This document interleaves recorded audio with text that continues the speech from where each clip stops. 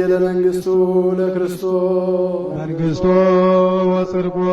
ዘአወፈየኒ አወፈይኩከ ስኡ እስመ ቀርበት መንግሥተ ሰማያት። በስመ አብ ወወልድ ወመንፈስ ቅዱስ አሐዱ አምላክ። ሰላም ናይ ሰላም አምላኽ ምስ ኩላኻትኩም ይኹን ደቂ እግዚአብሔር ከመይ ቀኒኻትኩም። እግዚአብሔር አምላኽና ስሙ ዝኸበረን ዝተመስገነን ይኹን። ናብዚ ግዜ እዚ ስለ ዘብፅሐና ቃሉ ክንሰምዕ እውን ስለ ዝፈቐደልና እግዚአብሔር አምላኽና ስሙ ዝኸበረን ዝተመስገነን ይኹን። እሺ ናብቲ ተኸታታሊ ትምህርትና ሮሜ ኢና ክንሓልፍ። ሮሜ ምዕራፍ 3 ኢና በፂሕና ዘለና። ሮሜ ምዕራፍ 3 ካብ ቁፅሪ 1 ክሳብ 8 ዘሎ ናይ አይሁዳዊነት ረብሑኡን ብልጭኡን እንታይ ከም ዝኾነ ርኢና ነርና። ሎማዓንቲ ከዓ ከም ናይ እግዚአብሔር ፈቃድ ሮሜ ምዕራፍ 3 ካብ ቁፅሪ 9 ክሳብ 20 ዘሎ አይሁድ ኮኑ አህዛብ ኩሎም ከም ዝተኸሰሱ ኩሎም ከም ዝበደሉ ማንም ሓደ ጻድቅ ከም ዘይነበረ ኩሉ ከም ዝበደለ ቅዱስ ጳውሎስ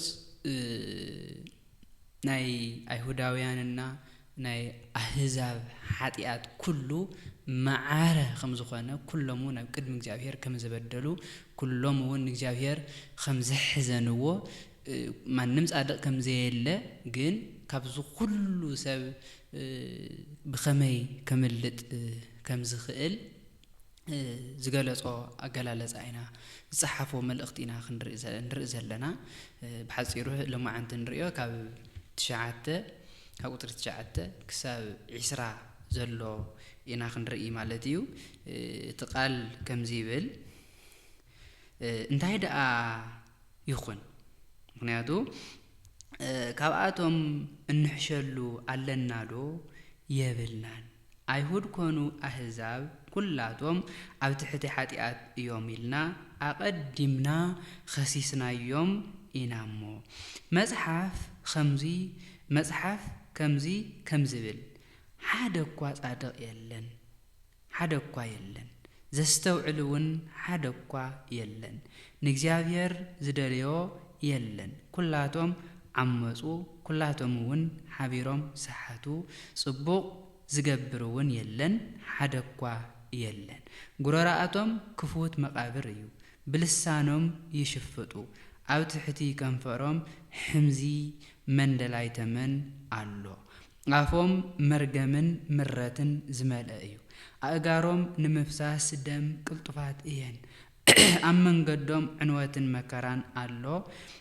ንመንገዲ ሰላም እውን ኣይፈልጥዋን እዮም፣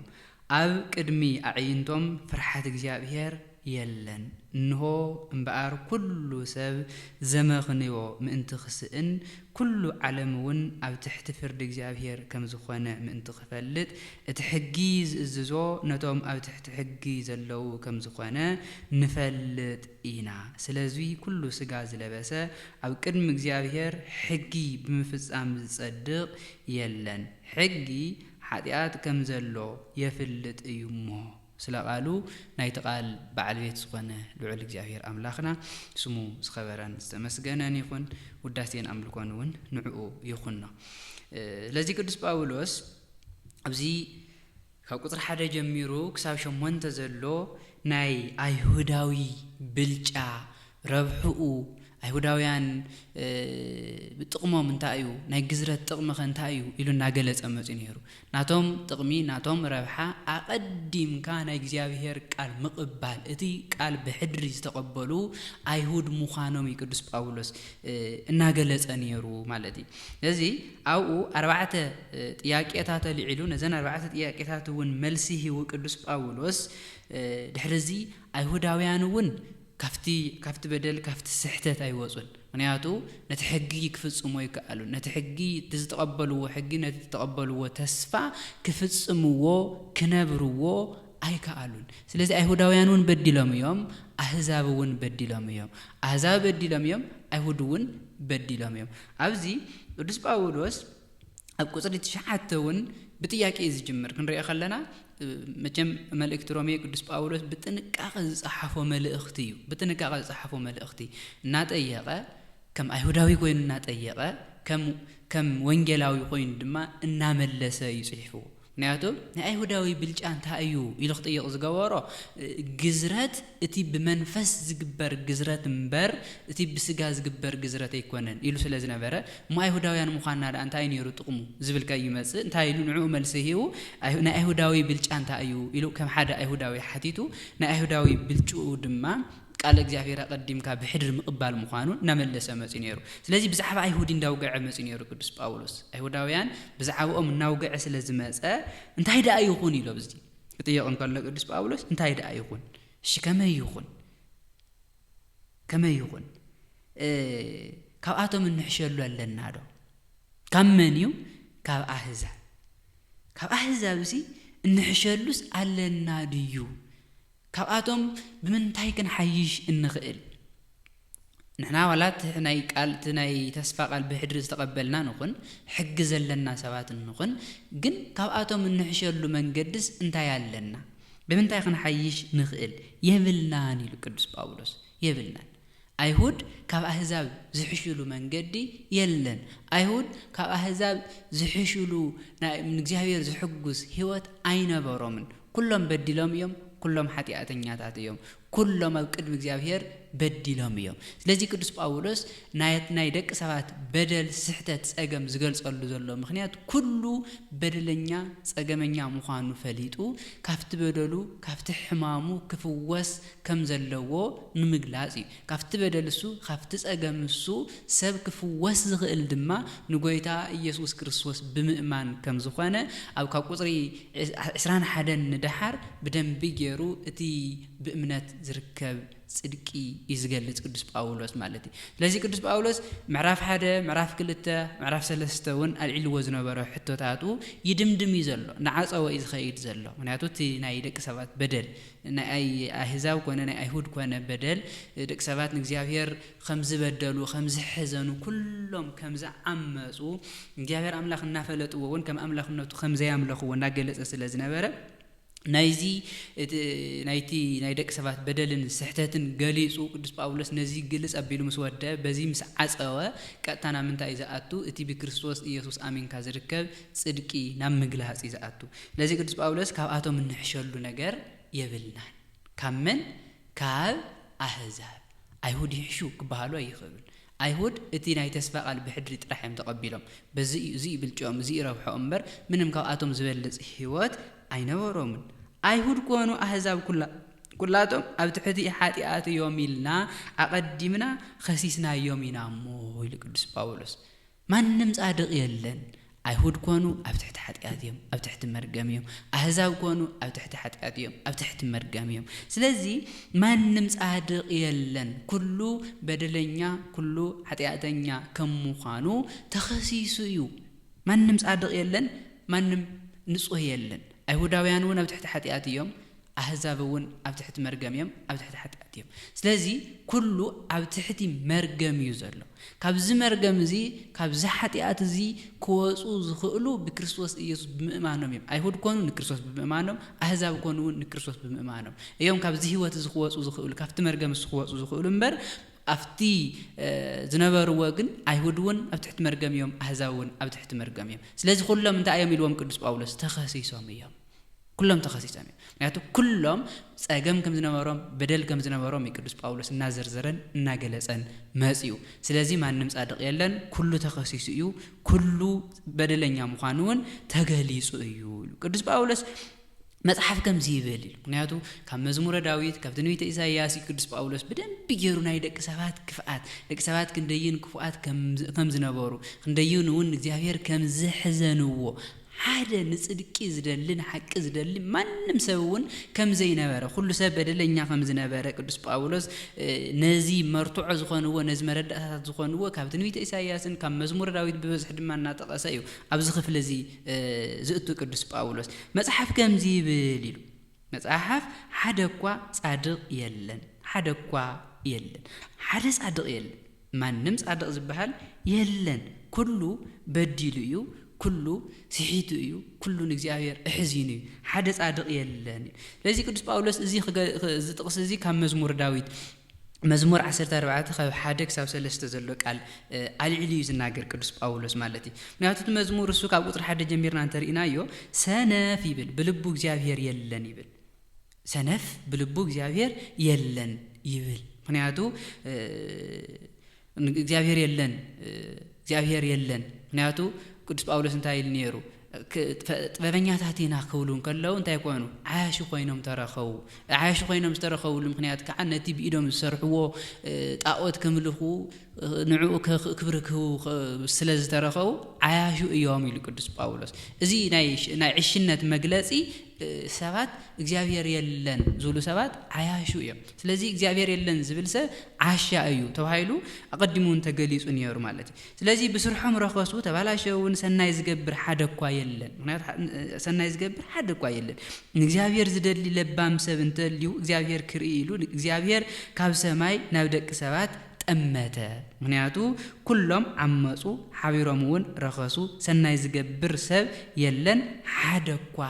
የለን ሰናይ ዝገብር የለን ሓደኳ የለን ኩሉ በደለኛ እዩ ኩሉ ኃጢአተኛ እዩ ኩሉ እግዚአብሔር ዝደሊ የለን ጽድቅ ክሰርሕ ዝደሊ የለን ምክንያቱ አይሁድውን ኣብ ትሕቲ መርገም እዮም አሕዛብውን ኣብ ትሕቲ መርገም እዮም እግዚአብሔር ይደለዩን ጽድቅ ይደለዩን ጽድቅ ክሰርሑ ይደለዩን ምክንያቱ ስለ ዝኾኑ ኩሉ በደለኛ እዩ ሓደኳ ጻድቕ የለን ኩሉ ዓሚፁ እዩ ኩሉ በዲሉ እዩ ለዚ ቅዱስ ጳውሎስ ዓመፅን በደልን ደቂ ሰባት ክንደይን በደለኛታት ከምንባሮም ሁሉ ነገሮም አንደበቶም ይትብሩ ነይሮም ኣብ ትሕቲ ከንፈሮም ሕምዝ መደላይ ተመነሎም ክፉኣት እዮም ተጓድእት እዮም ሁሉ ነገሮም ኃጢአተኛታት እዮም ኣፎም እውን መርገም ዝመልእ እዩ ናቱ ኣፎም መርገም ዝመልኡ ብኽፍኣት ዝተተሓዙ ብዓመፅ ዝመልኡ ደቂ ሰባት ኩሎም ብጣዕሚ ኣብ ዓመፅ ኣብ ክፍኣት እዮም ዘለዉ ኣብ መርገም እዮም ዘለዉ አይሁድ ኮኑ አሕዛብ ኮኑ አይሁድ የሕሹ አሕዛብ ይገዱ ዝበሃል የለን ማለት ነው ስለዚህ እዚ ጳውሎስ ካብ ኢሳይያስና ካብ ዳዊት እናገለጸ ዝናገር ዘሎ ምስክርነት ዘቕርብ ዘሎ አይሁድ እውን ክንደይን ዓመፅትን በደለኛታትን ከም ምንባሮም ንምግላጽ እዩ ቅዱስ ጳውሎስ እዚ ዝብል ዘሎ ማለት እዩ ኣብ መንገዶም ኢሉ ቅዱስ ጳውሎስ ኣብ መንገዶም عنوات ناتو كل جزء سلام يولمون أمن قدم عنوات مكر له من قد سلامون أيفلت وانيو من قد سلام أيفلتون أو كل جزء من قدم عنواتي بتخكلنيا أيوب عزم كل جزء عمس أو كفاءتني بتعم عمستي بدلنيا تحتي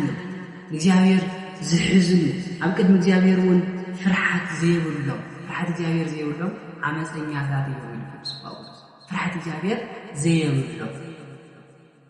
ኃጢአተኛ فرحة እግዚአብሔር ኃጢአተኛ እግዚአብሔር ይፈርድ ስለዚህ ኣብ ቅድሚኦም ፍርሃት የለን በቃ ከምድላህ ዮም ኃጢአት ዝገብሩ ከምድላህ ዮም ኃጢአት ዝገብሩ ምንም ፍርሃትን ስጋትን ዝበሃል ነገር ኣብ ቅድሚኦም የለን ቅዱስ ጳውሎስ እንሆም ባእርንታይ ፍርሃት የብሎምን ሁሉ ነገሮም ዓመፅኦም እዮም ይሮሮኦም ዝተኸፈተ መቃብር እዩ ሁሉ ነገሮም ዓመፅኦም ነክሰት ሁሉ ነገሮም በድሎም ኢሉ ቅዱስ ጳውሎስ ስለዚህ በአር ሁሉ ሰብ ዘመኽንዮም እንትኽስል ሁሉ ዓለሙን ኩሉ ዓለሙን ኣብ ትሕቲ ፍርዲ እግዚአብሔር ከም ዝኾነ እንትኽፈልጥ እቲ ሕጊ ዝእዝዞ ነቶም ኣብ ትሕቲ ሕጊ ዘለዉ ከም ዝኾነ ንፈልጥ ሕጊ ዝእዝዝ ነቶም ኣብ ትሕቲ ሕጊ ዘለዉ ከም ዝኾነ ንፈልጥ ኢና ስለዚህ ኩሉ በዲል እዩ ዓለም ብምሉእ በዲል እዩ ዘመኽንዮ የብሉን ምንም ንሕና ከምዚ ከመኽኒ ኣይኽእልን ኣዛውን ከየመኽኒ ፍጥረት ርኢኹም ንእግዚአብሔር ኣምላኽኩም ክትምልኹ ክትእዘዙ ነይሩኩም ተባሂሎም እዮም ኣይሁድ እውን ሕጊ ነይርዎም ኣብ ትሕቲ ሕጊ ኮይኖም ንእግዚአብሔር ኣምላኽ ከገልግልዎን ክእዘዝዎን ይግባእ ነይሩ ግን ኣይሁድ እውን ነዚ ይገበርዎን ኣይሁድ ዝገዝእ ሕጊ ዝገዝእ ነቶም ኣብ ትሕቲ ሕጊ ንዘለዉ ኣይሁድ እምበር ነቶም ካልኦት ኣይገዝኦምን ነዚ ዘሎ ቅዱስ ጳውሎስ ስለዚ ቅዱስ ጳውሎስ ሕጊ ስጋ ዝለበሰ ኩሉ ኣብ ቅድሚ እግዚአብሔር ሕጊ ብፍጻሜ ይጸድቕ የለን ሕጊ ኃጢአት ከም ዘሎ የፍልጥ እዩ ሕዚ ቅዱስ ጳውሎስ ናፍቲ ጽድቂ ናፍቲ ካብዚ ሕማም እዚ ካብዚ بزني يتأجم كدحن فوس زخير من جدي زخير ذكر باولس حقي سجاز لا سلام كده مزيابير بمن متأمر حق بمسام كسر أيام فمن تعيد أيك صدق زخير لكريستوس يسوع بمئمان لتحزي تجاري تزلوا حدش يوت بمئمان أبوس عسر عن حدا بزي حق مسيز تجالس صدق زيابير يرجعي سوى زلوا تبغى يتعنا يسوع كريستوس من كسرات السوا هذا صدقي ስለዚህ ቅዱስ ጳውሎስ ሕግን ፍጻሜ ጸድቆ على حدا يعني سجاز لبس ሕግ ዝተባለ መቼም ሕግ ሙሴ ሕግ ወሪት ማለት ነው ለዚህ ሕግታት ዝብን ፍጻሜ ሓደ ሰብ ክጸድቅ ይኽእል መን ስጋዝ ለበሰ ንምንታይ እኮ ክጸድቅ ዘይኽእል ኣይጸድቅ ይኽእል ነው ዘሎ ቅዱስ ጳውሎስ እቲ ሕጊ ብሙሉእ ክፍጽሞ ዝኽእል ሰብ የለን ዓቕሚ የለን ዓቕሚ ስለዚ ይብሉ ሰብ ሕጊ ክበሃል እንከሎ እተን 10 ትእዛዛት ጥራሕ ኣይኮነን عسر الذي يكون حقي أورد الله حقتان لعليش الشيء عسر ثلاثة أكثر حقي زلوا بزح حقي زلوا حق خبها لله إذا حدا قديك حدا يكون ملء بمول إذن كل الحقتات ما في السامي لازم كل الحق ما نمسك في السماء يخدم نخف السماء والحيدي عقم يوم لازم حق تفسر ونصدق كده حنزق على سب يلا سلازيك على سب كده حنس سلازيك على طب زخم اللي سلازيك على نزل العالم هيوت ونورس سلازيك على لكن نزل العالم هيوت كوهب زخ الجويتنا يسوع كريستوس تتجلس له مخنيات نزي كتب باولس حق خسر دقائق من زواج سجاز لا سمع لنا مسألة دقائق حق زجاز مثل ما بتحكي حق زلوي مبارن خالد خبز حقي حقيقة زجاج في الأمبر تصدق أيقونة حقي منصر دعاني يومبر حقي مصدقي أينبر لازم نتصدقنا حزب تجلس الله بتصدق السودما حق موسى النبيات زمسكروا بزي حق موسى زقانا حق موسى بفصام زي كونت بزي حق موسى بناصع وهو توزتو هذا صدق እግዚአብሔር በጌታና በኢየሱስ ክርስቶስ ገለጸ ጽድቂ ሰባት ነዚ ጽድቂ ዝብማኖም እዮም ካብዚ ዓመት እዚ ካብዚ መርገም እዚ ካብዚ ኽፋት ዝኸምለጡ ዝኽእሉ ካብዚ በደል ዝኸምለጡ ዝኽእሉ ማለት እዩ ስለዚ ቅዱስ ጳውሎስ ኣብዚ ምዕራፍ 3 ምዕራፍ 1 ምዕራፍ 2 ምዕራፍ 3 እንዳውጉዕ ዝነበረ ናይ ደቂ ሰባት በደል ዓመፅን አይሁዳዊ ኮነ አሕዛብ ኩሉ በደለኛ ዓመፀኛ ምዃኑ ገሊጹ ደምዲሙ ዝኸይድ ዘሎ እቲ ናይ ዝሕማም እዚ ናይ ዝጸገም እዚ መፍትሒኡ እንታይ ምዃኑ ድማ ካብ ቁጥር 21 ይዝቀርብ ማለት ነው። ንሶ ቀጻላይ ትምህርትና ኸፍሬና እቲ ጽድቂ ማለት እቲ ክርስቶስ ኢየሱስ ተገለጸ ጽድቂ እንታይ ምዃኑ ቅዱስ ጳውሎስ ኣብ ቁጥር 33 እንድሕርተን ቢጀሪ ዝገልጾ ኣብዚ ግና ቅዱስ ጳውሎስ እንታይ ዝገልጽ ዘሎ ካብ ዳዊት ኮነ ካብ ትንቢተ ኢሳይያስ ኮነ ደቂ ሰባት ብሔር ኣብዚ ብጣዕሚ ክነስተውዕሎ ዝግባእ ብዙሕ ነገር እዩ ዘሎ ምክንያቱ ኣብዚ ዘመን እዚ ኩላትና ደቂ እግዚአብሔር ኢና ደቂ ክርስቶስ ኢና እናበልና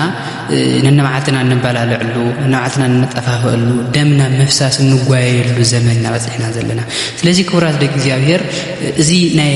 ኃጢአት እዩ ዓመጽ እዩ ኣብ ትሕቲ መርገም ዘይመውጻእ እዩ ዘመልክት ስለዚ ክርስቲያኒና እናበልና ናይ አረማውያን ስራሕ ክንሰርሕ ኣይግባን ምክንያቱ ክነስተውዕል እዩ ዝግባእ ናይ እግዚአብሔር ቃል ክነስተውዕሎ እዩ ዝግባእ ንኽነስተውዕሎ ከዓ እግዚአብሔር ኣምላኽ መስተውዓል ሕሊና ይሃበና ካብዚ ኽፍኣት እዚ ካብዚ ዓመጽ እዚ ካብዚ በደል እዚ ንኽነምልጥ እግዚአብሔር ኣምላኽ መስተውዓል ይሃበና ምክንያቱ እዚ ዘመን እዚ ኩሉ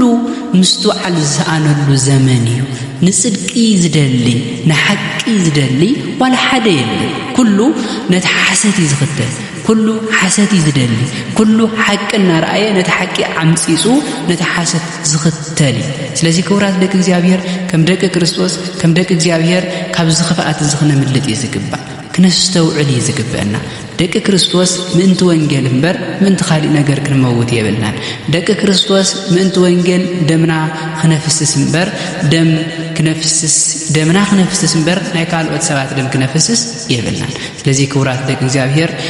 ክነስተውዕል ይዝግበና ክነስተውዕል እግዚአብሔር አምላክ መስተውዓሊ ሕሊና ይሃበና ኩላትና በደለኛታቲና ኩላትና ዓመፀኛታቲና ምንም ናትና እንብሎ ነገር የብልናን ያቱ አይሁድ ኮኑ አሕዛብ ምንም ነገር ይብሎምን ከምስተ ባህለ እና ወናትና እንብሎ ነገር የብልናን እቲ በጎይታና በኢየሱስ ክርስቶስ ተዋህበና ጽድቂ ዝተገለጸልና ጽድቂ ንዑ ብምእማን ንዑ ብምግልጋል ንዑ ብምምሳል ናይ ዘለዓለም ህይወትና ክንወርስ ክርስቶስ መሲልና ንኽነብር እግዚአብሔር አምላክ መስተውዓሊ ሕሊና ይሃበና ካብዚ ናይ ዓለም እዚ ኮተት ምክንያቱ ካብዚ ምድር እዚ ዝፍትኑና ፈተናታት ወፂና ትክክለኛ ዝኾነ ናይ እግዚአብሔር መንገዲ ፈሊጥና ካብቲ ሓቂ ንኸይንወፅእ በተትክክለኛ መንገዲ ንኽንኸይድ እግዚአብሔር አምላኽ ይሕግዘና ምስተዋዕሊ ሕሊና እውን ይሃበና ስለ ዝነበረና ጻኒሕት ቅዱስ እግዚአብሔር አምላኽና ስሙ ዝኸበረን ዝተመስገነን ይኹን ካብ እግዚአብሔር አቦና ካብ ጎይታና ኢየሱስ ክርስቶስ ጸጋን ሰላምን ይብዝሐልና ወስብሐት ለእግዚአብሔር ወንጌለ መንግሥቱ ለክርስቶስ መንግሥቶ ወጽድቆ ዘአወፈየኒ አወፈይኩከ ስዑ እስመ ቀርበት መንግሥተ ሰማያት